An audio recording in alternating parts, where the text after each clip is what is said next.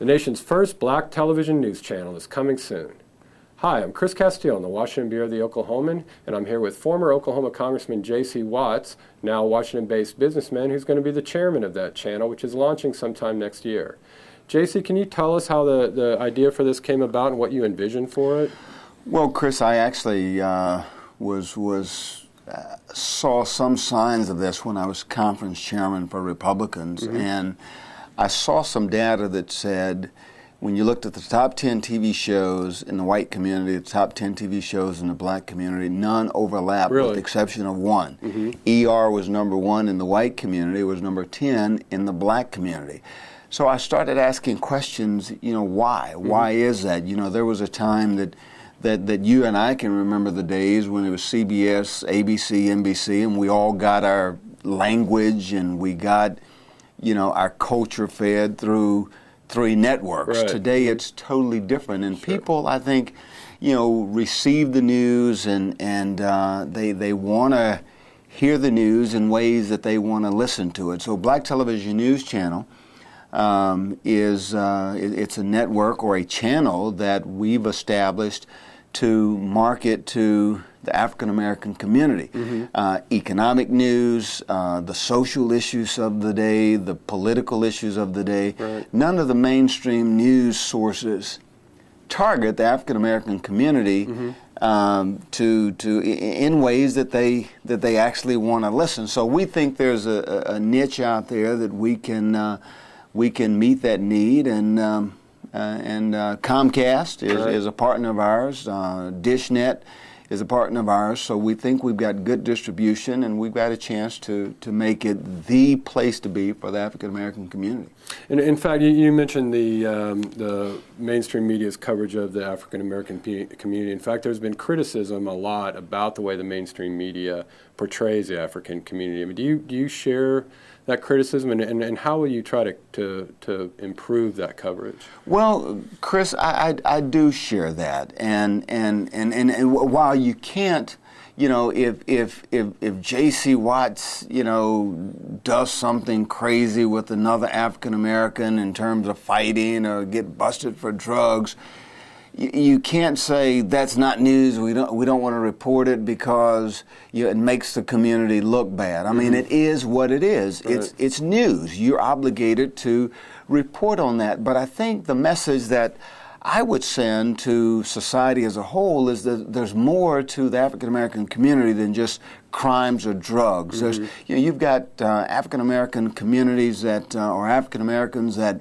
manage billions of dollars in private equity funds, and they're fund managers, and you've got African Americans who are CEOs of companies. So again, there's people who are impacting the economics of the country who are African American, people who are impacting policy matters in the nation. We, for the first time in the history of the country, I suspect we're going to have an African American who is the nominee of our major political party. So I would just add to that the black community is much broader, and there's more to the community than just crime and drugs. But what you see in the mainstream press is usually something that's not very good or doesn't paint the community in the best light. Right. You mentioned Senator Obama, Barack Obama, senator from Illinois, is apparently about to clinch the Democratic nomination. I was going to ask you about that. You may be launching. I say he's clinched it.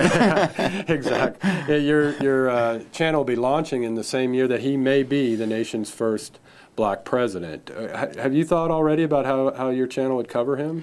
Well, I think, Chris, I think there obviously would be a special interest in the African American community. I think that Barack Obama, and I said this a year and a half ago, Donna Brazile and I were on networks, talking head shows debating this, and I said Barack Obama will get 75-80% of the black vote. She said, no, Senator Clinton will get about, she'll stand her own. I said, you mark my word. Well, I was wrong. I said 75-80. He's getting about 90-95. Exactly. So I think we would not cover him any differently than CNN or Fox. But I do think there are some things that, for the most part, I think we try to help people digest.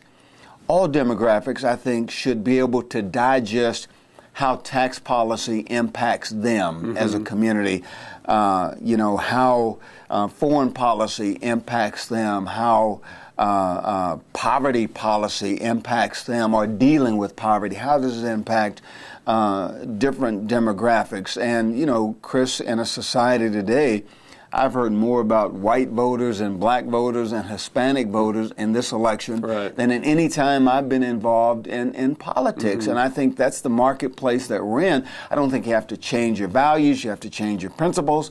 But Newt Gingrich used to always say you have to talk to people in ways that they want to listen. In the African American community, you look at the talking head shows, not many African Americans show up on those shows talking about economic, social, or foreign policy and how it impacts all demographics, not just one, but all demographics. Now, you were a journalism graduate a long time ago at the University of Oklahoma. Are you? What's your role going to be at the channel? I mean, are you going to be the Ted Turner of the channel? Are you going to be on camera? Are you going to have an on-camera role? I will. My role will be to be the chairman of the advisory council. We will have an advisory council that will determine editorial policy, and also will be important to make sure that the channel stays true to its mission. We're not a Republican channel. We're not a Democrat channel. We don't have an ideological bent one way or the other, but we want to make black television, the Black Television News Channel, the destination for African Americans or anyone that wants to get credible, reliable information concerning the African American community. And although it's an African American